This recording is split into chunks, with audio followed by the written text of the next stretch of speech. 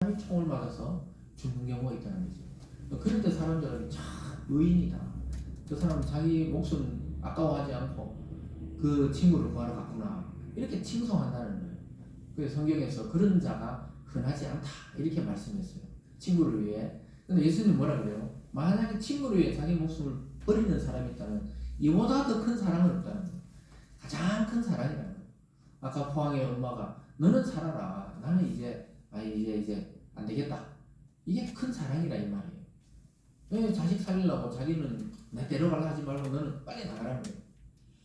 그리고 예전에 우리가 세월호 사건이 있을 때도 참 이 수학여행 가던 그 200명이 넘는 그 아이들이 정말 물에 빠져서 이렇게 다 목숨이 일어날 때 근데 살아나온 애들도 있잖아요. 어떻게 했냐면 우리가 막 그 아이들이 나중에 막 그러잖아요. 선생님이 막 자기들인데 막 구명조끼를 입혀가 막 떠밀어 냈다는 거예요. 막 무서워서 못 나가잖아요. 애들이 혹시나 이게 물에 빠질까. 그래도 나가야 산다고 막 떠밀어 냈다는 거예요. 그럼 자기는 막 물이 차오르는데 선생님들은 안 나오고 몇몇 선생님들은 그냥 애들 다 제자들 막 살리려고 막 정신이 없는 상태에서도 애들 막 구명조끼 입고 막 떠밀어 냈다는 거예요. 자기는 평생 그 선생님을 못 잊는다. 왜냐? 자기 목숨 버려서 자기 저 학생들을 살렸으니까 그 학생이 어떻게 그 선생님을 잊겠어요? 벌써 10년이 다 돼가지만 못 잊는다는 거예요. 그 사랑을 받으면은 못 잊어요. 왜 우리가 왜 부모님들 돌아가시면 나중에 아이고 살아계실 때 이렇게 해줬지 저렇게 해줬지 왜 그래 됩니까? 사랑을 그때 이제 깨닫는 거예요. 참 일찍 깨달으면 좋은데 잘 안 되더라고요. 어느 정도 나이가 되고 중년이 되고 이러니까 이제 좀 부모님이 그랬겠구나 이렇게 생각하지 막 젊을 때는 그런 생각이 잘 안 들어요. 여러분도 그러셨겠지만 근데 그때는 생각이 잘 안 들어요. 근데 지금 그때 세월호 때 살아남은 학생들이 이제 다 성인이 됐잖아요. 그래서 그분을 못 잊는 거예요. 눈에 선한 거예요. 그 여성분인데도 여선생님인데도 막 애들 막 조끼 입혀가 막 떠밀어 냈다는 거예요. 야. 근데 어떻게 해요? 그 배를 지켜야 될 선장은 자기 혼자 막 이렇게 도망가는 바람에 지금도 감옥이 있잖아요. 치욕적으로 세월호 선장하면 막 도망갔다. 계속 그런 생각하잖아요. 자기 혼자 살라고 그러다가 지금 평생을 욕을 얻어먹고 있고 또 어떤 사람은 애들 살려가지고 참 마음에 의인으로 그렇게 나고 있는데 그 예수님은 그 얘기를 하는 거예요. 그 쉽지 않지만 그런 자가 가장 큰 사랑을 실천한 것이다. 이러면서 예수님이 이어서 자기가 이제 여러분들 이 제자들의 친구가 되어주겠다. 자기가 대신 죽겠다. 이 말을 지금 하고 계시는 거예요. 14절과 15절입니다. 너희는 내가 명하는 대로 행하면 곧 너의 친구라. 이제부터 너희를 종이라 하지 아니하리니 종은 주인이라는 것을 알지 못합니다. 너희를 친구라 하였노니 내가 내 아버지께 들은 것을 다 너희에게 알게 하였습니다. 종은 주인이 하는 것을 절대 몰라요. 그리고 우리가 사병일 때는 장교들이 갖고 있는 정보를 몰라요. 그리고 최고위급 있잖아요. 대통령실에서 왔다 갔다 하는 정보는 일반 사병들은 알 길이 없어요. 그냥 나가서 총 쏘고 있는 거예요. 서부 전선 갈아다니까 거기서 쏘고 있는 거예요. 근데 그 최고 1급 비밀들은 최고의 정보가 모이는 데는 그 대통령 그 지하 벙커 아닙니까? 요즘에는 뭐 그 국방부실에 벙커인지 모르겠지만 거기서 전국을 다 통제하잖아요. 그럼 미사일은 언제 쏴야 되고 군대는 어떻게 이동하고 거기 다 있단 말이에요. NSC라 그래가지고 이 대통령이 딱 회의 주재하면 이제 아주 긴급 상황일 때 거기 벙커에서 거기 막 폭탄이 떨어져도 그 전혀 영향이 없는 데서 전국의 군인들과 상황들을 다 보고 있는 거예요. 그런 것처럼 정보가 많을수록 고위급이 되는 거잖아요.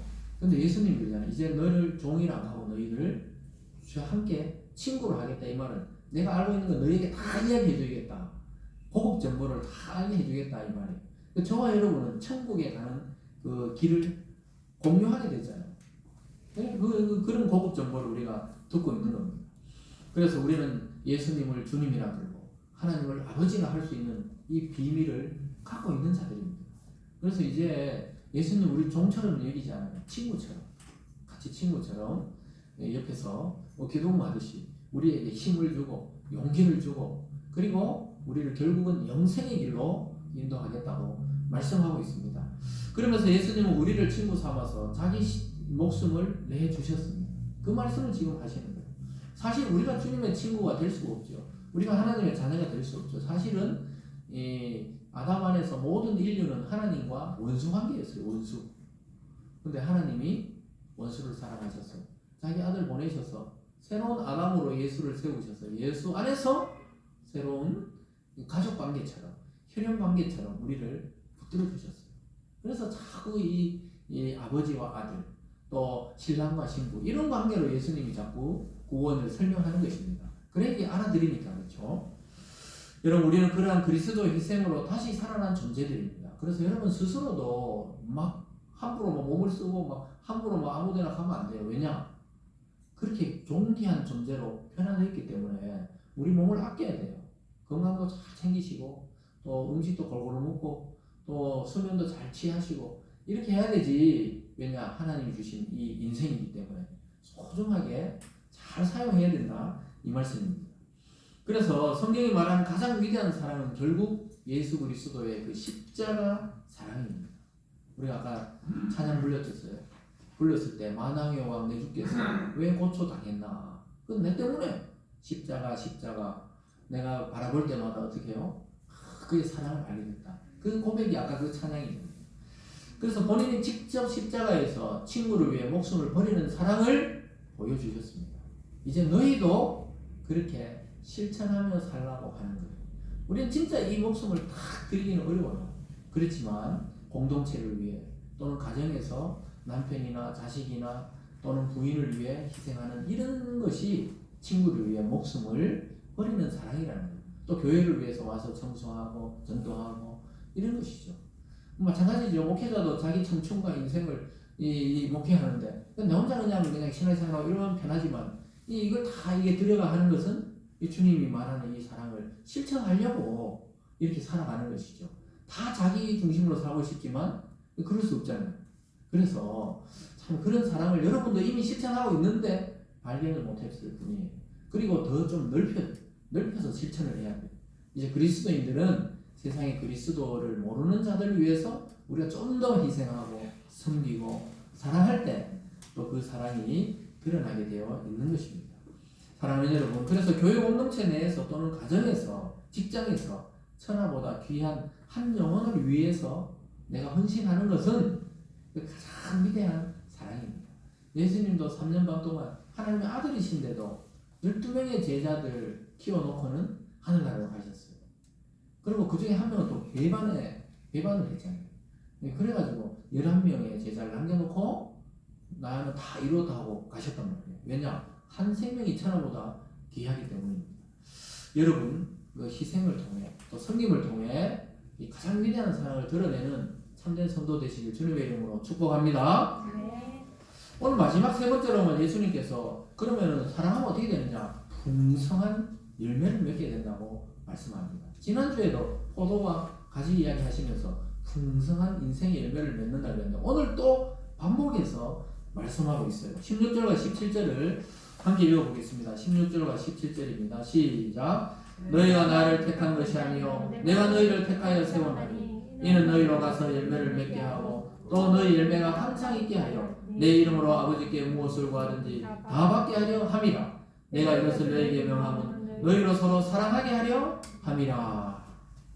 열매를 많이 맺게 하고 항상 열매가 있게 하겠다. 어떻게 하면요? 서로 사랑하면 그런 걸 보게 된다.